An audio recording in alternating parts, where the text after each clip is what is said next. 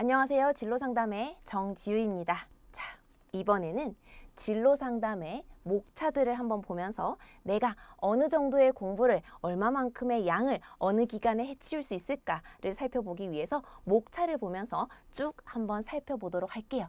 여러분이 이 부분을 들으면서 목차 부분을 들으면서 주안점을 둬야 될 부분은요. 빨간색 네모 박스를 보시면 15, 14, 16, 17 이렇게 숫자가 적혀져 있습니다. 네, 기출 연도예요. 그래서 여러분은 저와 함께 책장을 넘겨가면서 어떤 부분들이 기출이 되었는지 슬며슬며 보시면서 여러분이 몸으로 한번 체험해 보시면 됩니다. 얼마만큼의 양을 얼마만큼의 조질 것인가, 이 정도를 배워야 되는구나 라는 것을 한번 몸으로 느껴보겠습니다. 자, 이제 크게 보시면 첫 번째 챕터는 청소년 진로상담의 이론적 기초가 되겠고요. 두 번째 파트는 청소년 진로상담의 실제가 되겠습니다. 아주 솔직히 말씀드리자면 시험에 나오는 비중은 진로 선택이론, 진로 발달이론, 진로상담의 최근 경향, 이 세 개가 다 묶여서 한 50% 정도 기출을 차지한다고 보시면 되겠고요. 선택이론, 발달이론, 최근 경향을 뺀 나머지 1, 2챕터가 나머지 50%의 시험의 비중을 차지한다고 보시면 되겠습니다. 자, 그러면 일단 50%가 나오는 선택이론, 발달이론, 최근 경향이 있는 챕터 1부터 한번 살펴보겠습니다. 자, 여러분은 책을 슬며슬며 넘겨가시면서 보시면 되겠습니다. 첫 번째로 진로 상담의 개관입니다. 자, 어떤 내용이 있는지 책을 보시면 진로와 직업이 다른데 도대체 뭐가 다르냐라는 내용이 나오고요. 또 넘어가 보시면 초등학교, 중학교, 고등학교 진로 상담이 나옵니다. 여러분, 초등학교 때에는 제 기억에 우리 반에 변호사가 4명이었고 대통령이 된다는 사람이 3명이었고 판사가 4명이었던 기억이 있습니다. 초등학교 때는 꿈이 원대하게 크죠. 꿈이 크다는 것보단 아주 솔직하게 말하면 환상적인 직업을 가지고 있습니다. 하지만 중학교, 고등학교가 올라가면서 우리가 어떻게 되나요? 좀 더 현실적으로 진로를 생각하게 되죠. 그래서 초등학교, 중학교, 고등학교에 대한 진로 상담에 대한 내용이 나와 있습니다. 또 넘어가시면 청소년 진로 상담의 내용이 나와서 가장 중요한 내용은 청소년 진로 상담의 목표가 되겠고 역시 3번 기출이 나왔네요. 그리고 넘어가시면 청소년 진로 상담자의 역량과 자세 부분이 나옵니다. 바로 여러분이 청소년 상담을 함께 이끌고 가실 분들이 되겠잖아요. 그래서 여러분들의 역량과 자세는 어떠한 것을 갖춰야 되는가라는 내용이 나와 있습니다. 자, 그 다음으로 넘어가시면 제가 아까 말했던 하드캐리하죠. 진로 선택 이론이랑 진로 발달 이론이 사실 기출의 하드캐리 부분을 합니다. 그래서 거의 이 두 부분이 진로 상담의 거의 기출의 50%를 차지한다고 보시면 되겠고요. 이 두 부분을 빼고 챕터 1, 2를 다 합친 부분들이 나머지 50%의 시험 기출이 된다고 생각하시면 되겠습니다. 자, 첫 번째 진로 선택 이론이 있고요. 진로 발달 이론이 있습니다.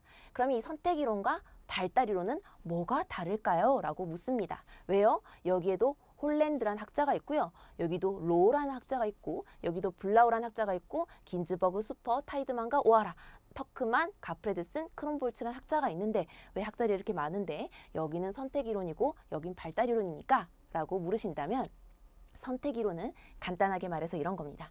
이러한 성격이면 이런 직업을 가져. 그래서 너 이 성격, 너 이 직업 이렇게 말하는 것이 선택 이론이 되겠죠. 그러면 진로 발달 이론은 선택 이론보다 조금 더 머리가 아파집니다. 그 이유가 뭐냐면 긴즈버그, 수퍼, 타이드만과 오하라, 터크만, 가프레드슨, 크롬볼츠가 서로 말하는 발달 단계가 달라요. 중학교, 고등학교, 초등학교 나이를 자르는 것도 다 다르고요.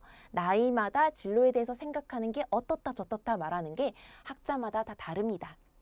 그래서 진로 발달 이론을 공부하실 때는 각 학자가 말한 나이가 있죠. 12세에서 15세, 15세에서 17세 이렇게 15세에서 17세에는 좀 더 현실적인 진로 감각을 가지고 예를 들어서 초등학교, 그쵸? 8세에서 11세에는 환상적인 직업을 가지고 있는다라고 해서 서로 학자들마다 나이가 좀 더 다르고요. 내용들도 조금 더 다릅니다. 그래서 시험에서는 학자들마다 이 나이엔 무슨 행동을 해, 이 나이엔 무슨 진로 생각을 해 라는 내용을 외우시는 것이 여러분들의 중요한 목표가 되겠습니다.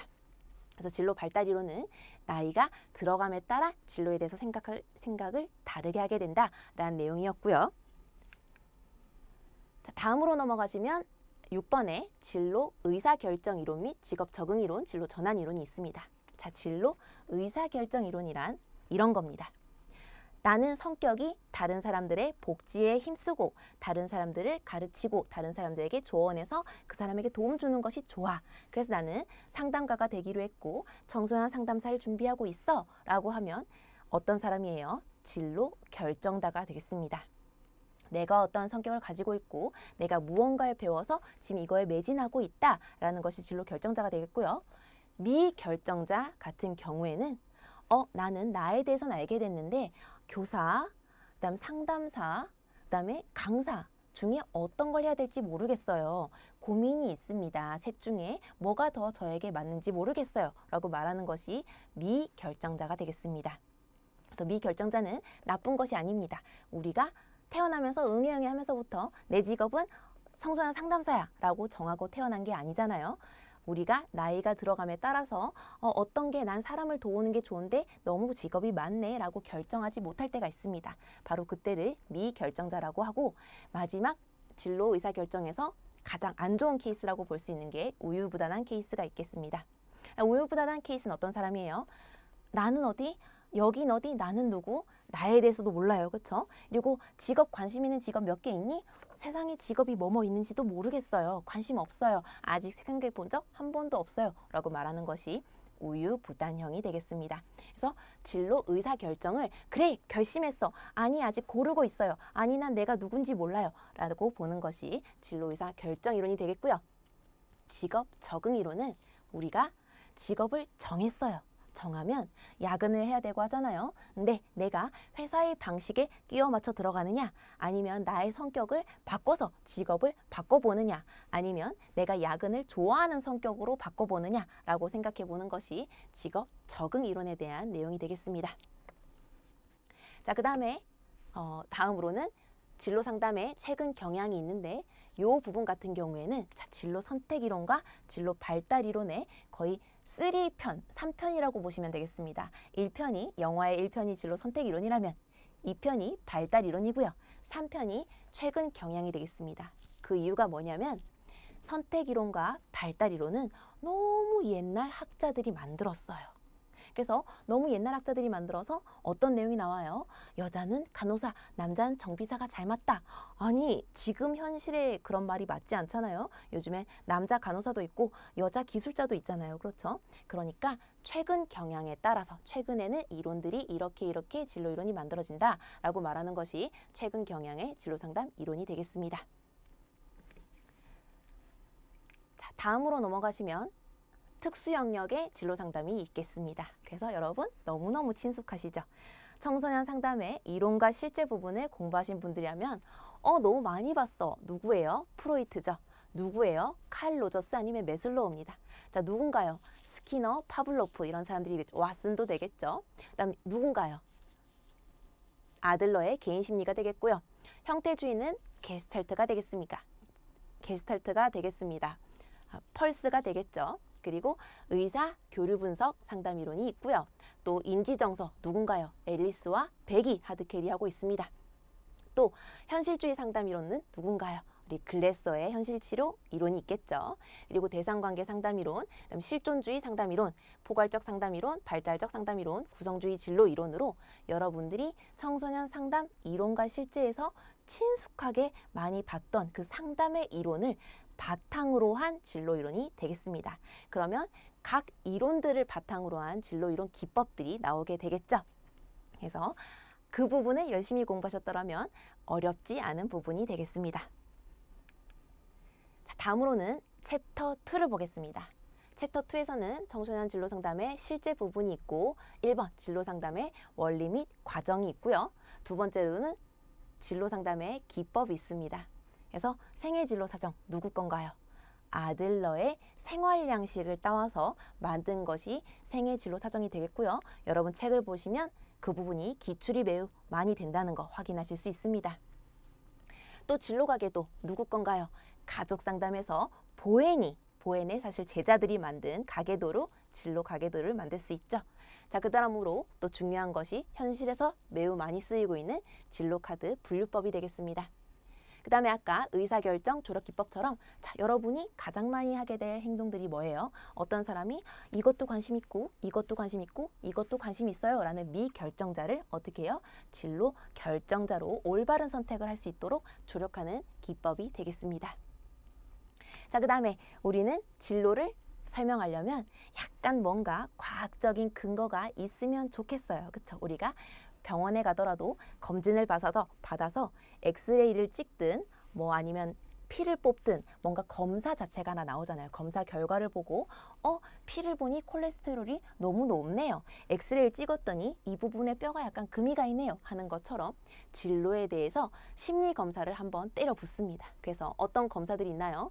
성격 검사, 진로 관련 검사가 있고요. 또 진학 상담 검사가 있습니다.